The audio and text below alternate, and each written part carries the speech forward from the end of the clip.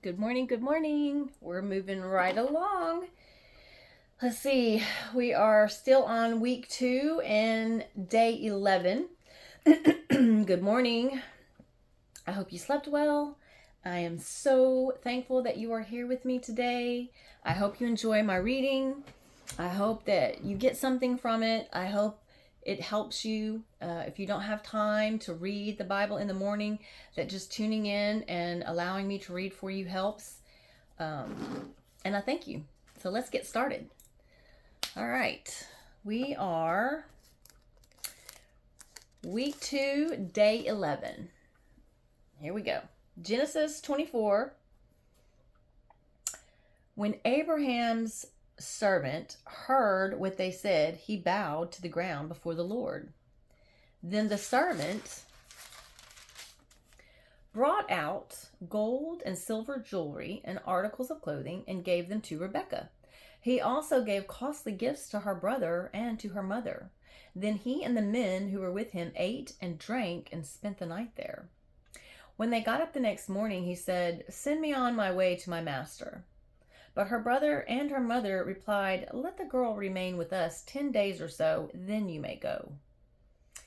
But he said to them, "Do not detain me. Now that the Lord has granted success to my journey, send me on my way so I may go to my master." Then they said, "Let's call the girl and ask her about it." So they called Rebekah and asked her, "Will you go with this man?" "I will go," she said. So they sent their sister Rebekah on her way along with her nurse and Abraham's servant and his men. And they blessed Rebekah and said to her, "Our sister, may you increase to thousands upon thousands. May your offspring possess the gates of their enemies." Then Rebekah and her maids got ready and mounted their camels and went back with the man. So the servant took Rebekah and left. Now Isaac had come from Beer Lahai Roi, for he was living in the Negev. He went out to the field one evening to meditate, and as he looked up, he saw camels approaching. Rebekah also looked up and saw Isaac. She got down from her camel and asked the servant, "Who is that man in the field coming to meet us?" "He is my master," the servant answered. So she took her veil and covered herself. Then the servant told Isaac all he had done. Isaac brought her into the tent of his mother Sarah, and he married Rebekah. So she became his wife, and he loved her. And Isaac was comforted after his mother's death. Abraham took another wife, whose name was Keturah. She bore him Zimran, Jokshan, Medan, Midian, Ishbak, and Shuhua. Jokshan was the father of Sheba and Dedan. The descendants of Dedan were the Asarites, the Letushites, and the Lehumites. The sons of Midian were Ephah, Epher, Hanok, Abida, and Eldah. All these were descendants of Keturah. Abraham left everything he owned to Isaac, but while he was still living, he gave gifts to the sons of his concubines and sent them away from his son Isaac to the land of the east. Altogether, Abraham lived 175 years. Then Abraham breathed his last and died at a good old age, an old man and full of years, and he was gathered to his people. His sons, Isaac and Ishmael, buried him in the cave of Machpelah near Mamre, in the field of Ephron, son of Zohar the Hittite, the field Abraham had bought from the Hittites. There Abraham was buried with his wife Sarah. After Abraham's death, God blessed his son Isaac, who then lived near Beer Lahai Roi. This is the account of Abraham's son Ishmael, whom Sarah's maidservant Hagar the Egyptian bore to Abraham. These are the names of the sons of Ishmael listed in the order of their birth: Nebaioth, the firstborn of Ishmael; Kedar, Adbeel, Mibsam, Mishma, Dumah, Massa, Hadad, Tema, Jethur, Naphish, and Kedemah. These were the sons of Ishmael, and these are the names of their 12 tribal rulers according to their settlements and camps. Altogether, Ishmael lived 137 years. He breathed his last and died, and he was gathered to his people. His descendants settled in the area from Havilah to Shur, near the border of Egypt, as you go toward Assur. And they lived in hostility toward all their brothers. This is the account of Abraham's son, Isaac. Abraham became the father of Isaac, and Isaac was 40 years old when he married Rebekah, daughter of Bethuel and Aramean from Padan Aram, and sister of Laban the Aramean. Isaac prayed to the Lord on behalf of his wife because she was barren. The Lord answered his prayer, and his wife Rebekah became pregnant. The babies jostled each other within her, and she said, "Why is this happening to me?" So she went to inquire of the Lord. The Lord said to her, "Two nations are in your womb, and two peoples from within you will be separated. One people will be stronger than the other, and the older will serve the younger." When the time came for her to give birth, there were twin boys in her womb. The first to come out was red, and his whole body was like a hairy garment, so they named him Esau. After this, his brother came out, with his hand grasping Esau's heel, so he was named Jacob. Isaac was 60 years old when Rebekah gave birth to them. The boys grew up, and Esau became a skillful hunter, a man of the open country, while Jacob was a quiet man staying among the tents. Isaac, who had a taste for wild game, loved Esau, but Rebekah loved Jacob. Once when Jacob was cooking some stew, Esau came in from the open country, famished. He said to Jacob, "Quick, let me have some of that red stew. I'm famished." That is why he was also called Edom. Jacob replied, "First sell me your birthright." "Look, I'm about to die," Esau said. "What good is the birthright to me?" But Jacob said, "Swear to me first." So he swore an oath to him, selling his birthright to Jacob. Then Jacob gave Esau some bread and some lentil stew. He ate and drank and then got up and left. So Esau despised his birthright. Now there was a famine in the land, besides the earlier famine of Abraham's time, and Isaac went to Abimelech's king of the Philistines in Gerar. The Lord appeared to Isaac and said, "Do not go down to Egypt. Live in the land where I tell you to live. Stay in this land for a while, and I will be with you and bless you. For to you and your descendants I will give all these lands, and will confirm the oath I swore to your father Abraham. I will make your descendants as numerous as the stars in the sky, and will give them all these lands. And through your offspring all nations on earth will be blessed. Because Abraham obeyed me and kept my requirements, my commands, my decrees, and my laws." So Isaac stayed in Gerar. When the men of that place asked him about his wife, he said, "She's my sister," because he was afraid to say, "She is my wife." He thought, "The men of this place might kill me on account of Rebekah because she is beautiful." When Isaac had been there a long time, Abimelech, king of the Philistines, looked down from a window and saw Isaac caressing his wife Rebekah. So Abimelech summoned Isaac and said, "She is really your wife? Why did you say she is my sister?" Isaac answered him, "Because I thought I might lose my life on account of her." Then Abimelech said, "What is this you have done to us? One of the men might well have slept with your wife, and you would have brought guilt upon us." So Abimelech gave orders to all the people, "Anyone who molests this man or his wife shall surely be put to death."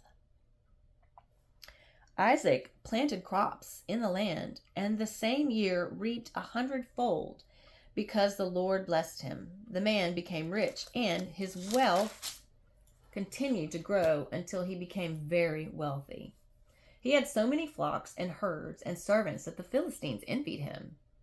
So all the wells that his father's servants had dug in the time of his father Abraham, the Philistines stopped up, filling them with earth. Then Abimelech said to Isaac, "Move away from us. You have become too powerful." Matthew chapter 8, verses 18 through 34. When Jesus saw the crowd around him, he gave orders to cross to the other side of the lake. Then a teacher of the law came to him and said, "Teacher, I will follow you wherever you go." Jesus replied, "Foxes have holes, and birds of the air have nests, but the Son of Man has no place to lay his head." Another disciple said to him, "Lord, first let me go and bury my father."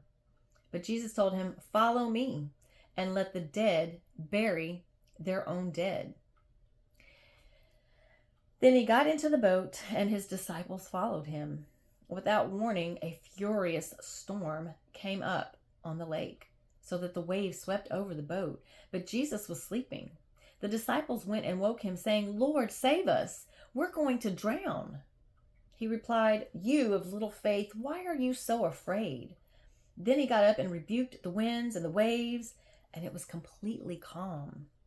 The men were amazed and asked, "What kind of man is this? Even the winds and the waves obey him?" When he arrived at the other side in the region of the Gadarenes, 2 demon-possessed men coming from the tombs met him. They were so violent that no one could pass that way. "What do you want with us, Son of God?" they shouted. "Have you come here to torture us before the appointed time?" Some distance from them, a large herd of pigs was feeding. The demons begged Jesus, "If you drive us out, send us into the herd of pigs." He said to them, "Go." So they came out and went into the pigs, and the whole herd rushed down the steep bank into the lake and died in the water. Those tending the pigs ran off, went into town, and reported all this, including what had happened to the demon-possessed men. Then the whole town went out to meet Jesus, and when they saw him, they pleaded with him to leave their region. Now we're at Psalms, verse 10, 1 through 15. "Why, O Lord, do you stand far off? Why do you hide yourself in times of trouble? In his arrogance, the wicked man hunts down the weak who are caught in the schemes he devises. He boasts of the cravings of his heart. He blesses the greedy and reviles the Lord. In his pride, the wicked does not seek him. In all his thoughts, there is no room for God. His ways are always prosperous. He is haughty, and your laws are far from him. He sneers at all his enemies. He says to himself, "Nothing will shake me. I'll always be happy and never have trouble." His mouth is full of curses and lies and threats. Trouble and evil are under his tongue. He lies in wait near the villages. From ambush he murders the innocent, waiting in secret for his victims. He lies in wait like a lion in cover. He lies in wait to catch the helpless. He catches the helpless and drags them off in his net. His victims are crushed. They collapse. They fall under his strength. He says to himself, "God has forgotten." He covers his face and never sees. Arise, Lord, lift up your hand, O God. Do not forget the helpless. Why does the wicked man revile God? Why does he say to himself, "He won't call me to account"? But you, O God, do see trouble and grief, and you consider it to take it in hand. The victim commits himself to you. You are the helper of the fatherless. Break the arm of the wicked and evil man. Call him to account for his wickedness. That would not be found out. Proverbs chapter 3, verses 7 and 8. Do not be wise in your own eyes. Fear the Lord and shun evil. This will bring health to your body and nourishment to your bones. And that concludes the reading for today. Boy, we are just really moving along. Thank you again for joining me. I never take that for granted. I truly do appreciate your time. Like I've said before, your attention is like the greatest the greatest current commodity, because the powers that be literally do everything they can to vie for your attention. They set up all kinds of traps, our phones being the biggest. And so I would like to impress upon you to try to abstain from your phone, use it as a tool, don't let it use you, and focus everything that you do on God and His Word, and just pray every day for God to show you what your purpose is, what He wants you to do. I mean, it doesn't matter what you're doing, just pray throughout the day. If you're doing laundry, if you're washing dishes, be happy. Just be thankful for your blessings.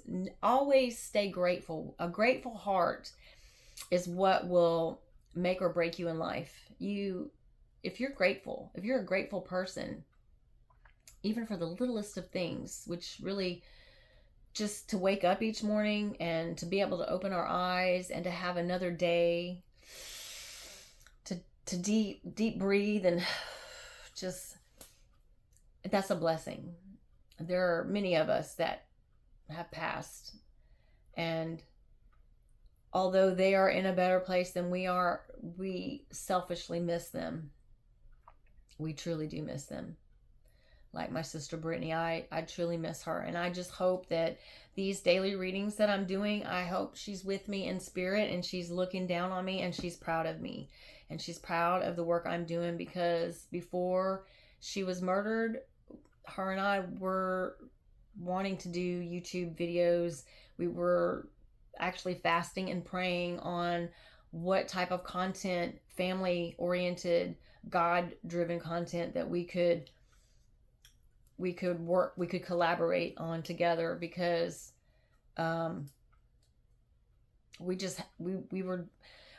that's what we did. We talked about God. We studied the Bible. We went to a women's Bible study class every Wednesday, and we were just always excited to talk about the Word and what we had learned that day. So I hope that this is giving you a thirst for God's Word. I hope that you don't feel alone. I hope you know you're not alone. I hope you know how much God loves you, and God loves all of His children, and we need to be good to one another and treat each other with love and respect, and treat others how we want to be treated. But let me get off my soapbox. Thank you. I hope you have a great day. And again, I appreciate your time.